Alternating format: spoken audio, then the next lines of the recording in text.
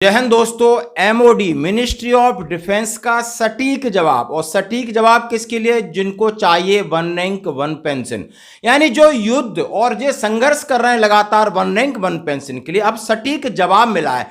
तो जवाब से पहले मैं ये बताना चाहता हूं कि सवाल भी सटीक था, यानी उनका जो ड्राफ्ट गया था और उन्होंने ड्राफ्ट माननीय राष्ट्रपति जी को पहुंचाया, माननीय प्रधानमंत्री जी को, माननीय रक्षा मंत्री जी को, और उन्होंने सीडीएस साहब को पहुंचाया। और उसके बाद तीनों सेनाओं के अध्यक्षों को दिया, और तीनों सेनाओं के अध्यक्षों ने, यानी ये एमओडी ने इसका जवाब दिया डीएसडब्ल्यू ने, जहां पर ये ओआरओपी का ड्राफ्ट तैयार किया था। अब इतने बड़े ओआरओपी का जो ड्राफ्ट है, चाहे सर्कुलर नंबर 555 है या सर्कुलर नंबर 666 है, जिसमें जो बनाया और उसको इंप्लीमेंट हुआ, और उस इंप्लीमेंट में जो खामियां थी और उसको सही तरीके से रेज किया, और रेज किसने किया हम बता सकते हैं, दिल्ली वेटरन्स ने।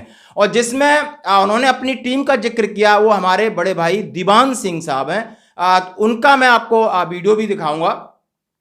उन्होंने ये ड्राफ्ट तैयार किया था बिल्कुल अथेंटिकेटेड एक चीज को, ताकि एमओडी इसका सटीक जवाब दे, यानी आपके सवाल सही होंगे तो आपके जवाब सही होंगे, और विसंगतियां किस तरह रेज की जाती हो, क्या क्या विसंगति हैं 555 666 में, और ये जवाब दिया है 19 सितंबर 2023 को। और ये है एयर हेडक्वार्टर, चाहे एमओडी के अंदर चाहे आर्मी हेडक्वार्टर हो, चाहे नेवल हेडक्वार्टर हो, चाहे एयरफोर्स हेडक्वार्टर हो, और वहां की विंग कमांडर अर्चना रॉजर्स हैं। मैं उनका धन्यवाद देता हूं, और इस टीम का धन्यवाद देता हूं जिन्होंने इतना सटीक और सुंदर इन्होंने सरकार को जवाब देने पर मजबूर किया। सरकार ने बोला हाँ जी ये है बात। अब आप बात करते एक एक पॉइंट के ऊपर बात करूंगा। एयर हेडक्वार्टर भाई भवन रफी मार्ग से है, और ये दिल्ली वेटरन्स ने दिया था, और अभी सितंबर 2023 को इसका जवाब आया। मेमोरेंडम ऑफ जेसीओस एंड जवान with relation to OROP to anomalies, आप समझ सकते हो कि ये मेमोरेंडम दिया गया था। और क्या लिखा है? Reference is made to representation dated 29 May 2023 address to honourable prime minister of India, honourable president of India, honourable defence minister of India, CDS, secretary of DSW and chief of the air staff. यानी आप समझ सकते हो सभी के लिए, चाहे रक्षा मंत्री जी हों, प्रधानमंत्री जी हों, राष्ट्रपति जी हों, सीडीएस हैं, डीएसडब्ल्यू सेक्रेटरी जो अमली जामा पहनाते हैं वो शख्स हैं, और नीचे चीफ ऑफ एयर स्टाफ हो, आर्मी स्टाफ हो, और एयर स्टाफ उनके एयर हेडक्वार्टर में गया है, तो उन्होंने इसका जवाब देना सही। अब ये जवाब दिया है तो डीएसडब्ल्यू से जहां बनाया उन्हीं ने जवाब दिया है, चाहे वह आर्मी से निकले, चाहे नेवी से निकले, चाहे एयरफोर्स से निकले, विसंगतियां सेम है, रैंक सेम है।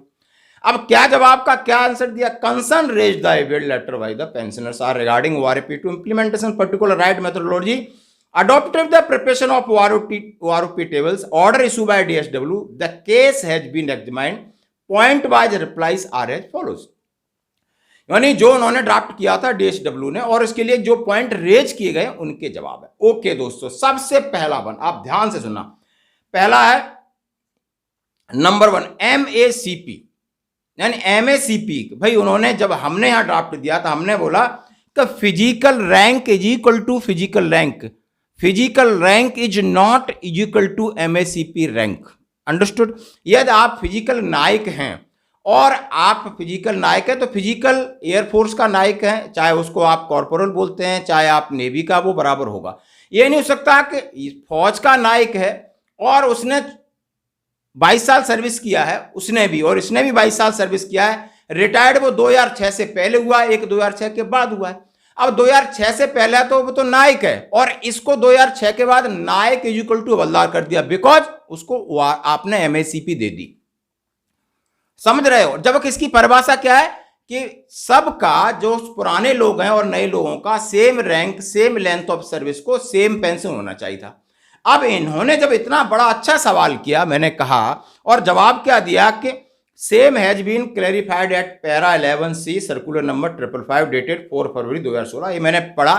इसमें क्या लिखा है? इन्होंने लिखा है कि नहीं, हम जो एमएसीपी जो रैंक का एसीपी उसके हिसाब से पेंशन दे रहे हैं।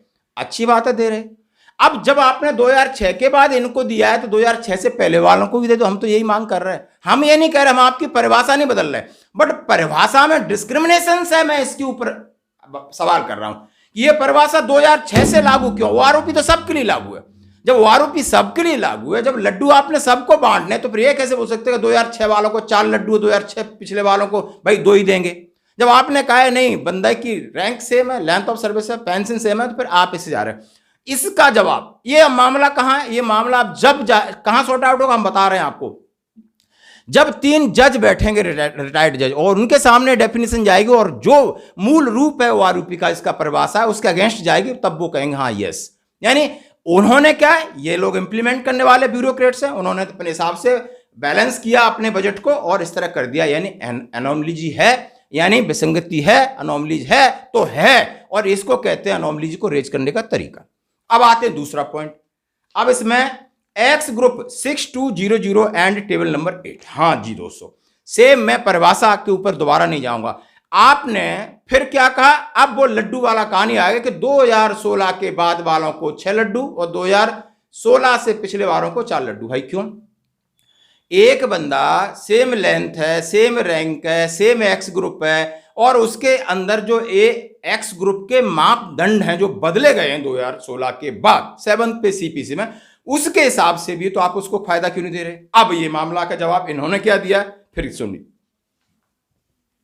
The major issue concerning with OROP including the resolution of the anomalies in the OROP table 7 and 8, उन्होंने लिखा है right pre 2016 and post 2016 retirees of group X and group X pay have been taken up the tri service of MOD DSW DO letter for chairman, और tri लिखा है उन्होंने जो letter जो DSW के पास गए, और उन्होंने टेबल नंबर 7 टेबल नंबर 8 में जो विसंगति उसको सुना। पहले तो उन्होंने रिजेक्ट किया था, आरटीआई के जवाब दिया था, फिर मामला सुप्रीम कोर्ट में गया, सुप्रीम कोर्ट ने बोला भाई एएफटी में जाओ, फिर मामला एएफटी ने भी एक्सेप्ट किया, अब मामला इन्होंने भी एक्सेप्ट किया। एमओडी को दे recently MOD is revise review of the issue clarification of the same, यानी अब इसको रिव्यू करने के लिए और क्लैरिफिकेशन देने के लिए एमओडी में गया। मतलब पहले तो आनाकानी की, अब 1-2 रास्ते बनाए, वापस दे दिए, भाई ये सामने दिख रही है, गड़बड़ी नहीं होनी चाहिए था। It is emphasis here the year wait and cotton not agreement with MOD views on subject the same as being taken up for review for MOD DSW but. अब उन्होंने 20 जून 2023 को बोला है कि इसको आप रिव्यू करिए, इसके ऊपर विचार विमर्श करिए, है ना। और यही मांगे तो हम सारे 28 लाख मांग रहे हैं, लेकिन मांग सटीक होनी चाहिए। आपका सटीक आप मांग करोगे, इधर उधर की बातें करोगे तो आपकी असली बात छुप जाती है, बस ये प्रॉब्लम होती है। और हम लोग उतना नहीं समझते, जो समझते हैं उनको आगे करेंगे। हमारे पास भी हैं, ये नहीं कि सब लोग इंटेलिजेंट हो सकते हैं, सब लोगों को इसके बारे में समझो, ऐसा तो होता नहीं सेना के अंदर।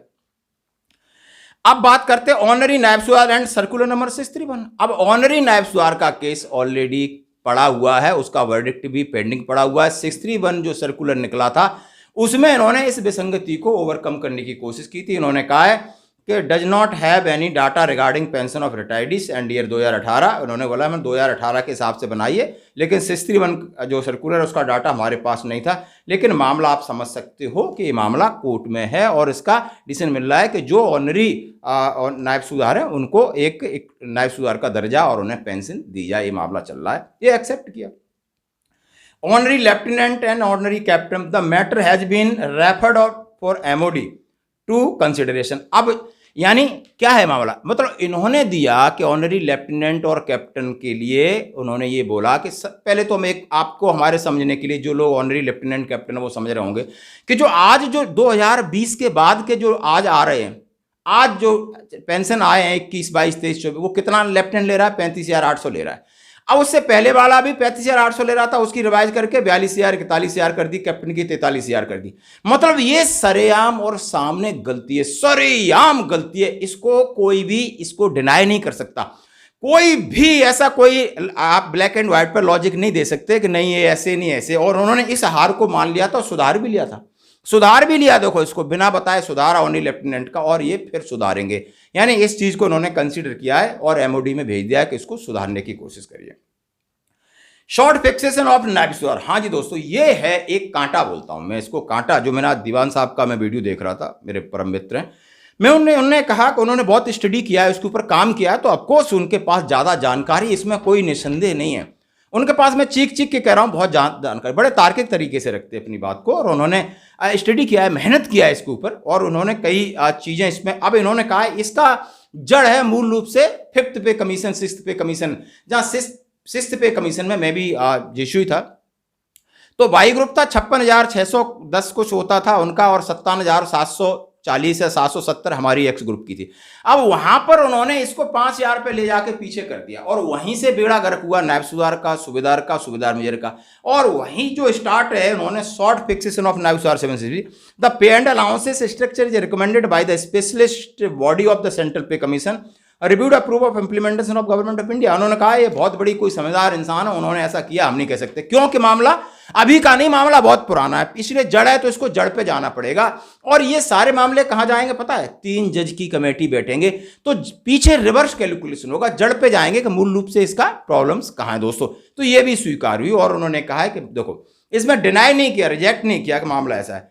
फिर उन्होंने मल्टीपल फैक्टर ऑफ अफसर OROP has been determined based on average of maximum minimum pension of retirees in rank and particular length of service. It may be appreciated that no fitment factor has been employed the preparation of pension table. अब इन्होंने कहा, ये माना है कि कोई ऐसा 2.57 standard factor नहीं है, ना अफसरों के लिए ना जेसीओ के लिए, जवानों के लिए। आपने देखा JCOR में कुछ समानताएं, अफसर में कुछ है, तो उन्होंने क्या लिया है? मिनिमम मैक्सिमम का एवरेज लिया। लेकिन इसके अंदर कुछ ऐसे थे आउट ऑफ टर्न प्रमोशन या और लोग थे जिनकी ज्यादा थी, उनको छोड़ा ये, तो उनको भी मिनिमम मैक्सिमम किया जाता। तो आपका जो बेसिक लेवल है जिसको आप एवरेज मानते हो, एवरेज हमारा थोड़ा और अप होता। तो ये बात उन्होंने स्वीकार किया है, बिल्कुल कहा है। और इन्होंने कहा मिस्टेक की है, यानी कि यदि आगे सरकार के किसी भी ऑथराइज टेबल पर बात की जाएगी तो ऐसे लोग जब आप सामने बैठेंगे और जो बिल्कुल एक तार से तार निकालते रहेंगे, तब उनको जवाब दे पाएंगे, तब आंखें खोल पाएंगे, उनको रियलाइज करवाएंगे ये है ड्राफ्ट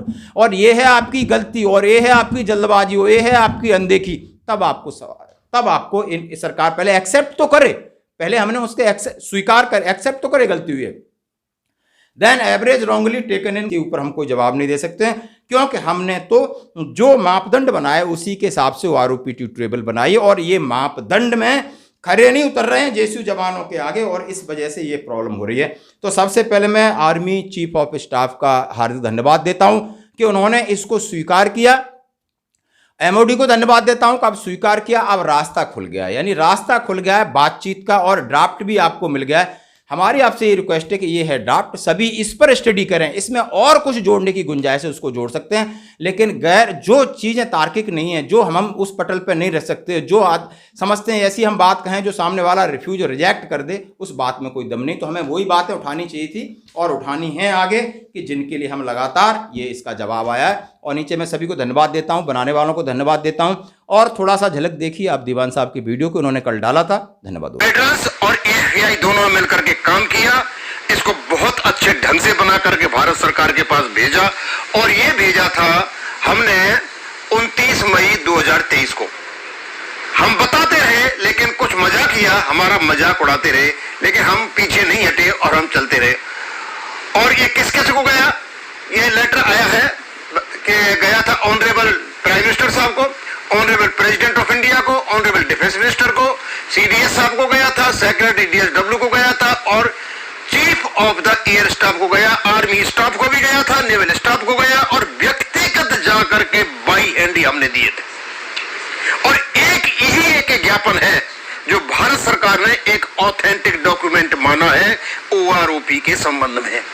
और जितना भी कूड़ा करकट जो पड़ा हुआ है वो वहीं पड़ा हुआ है, उसको आज तक किसी ने भी नहीं पूछा है। स्टडी किया गया और स्टडी किसने किया है? Archana Rogers, wing commander, staff officer काफी महत्वपूर्ण होते हैं। और जब यहाँ सभी का ये जिक्र कर रहे हैं किस किस का गया, तो इन्होंने इसको पढ़ा, पॉइंट वाइज देखा क्या है, इसका डिस्कशन किया, इस पर विचार विमर्श किया और उन्होंने उसका जवाब दिया। मैं दोबारा बताना चाहता हूं कि यदि आपका ज्ञापन सही प्रकार का नहीं है, लॉजिकल नहीं है, रीजनेबल नहीं है, कोई भी ध्यान नहीं देने जा रहा है।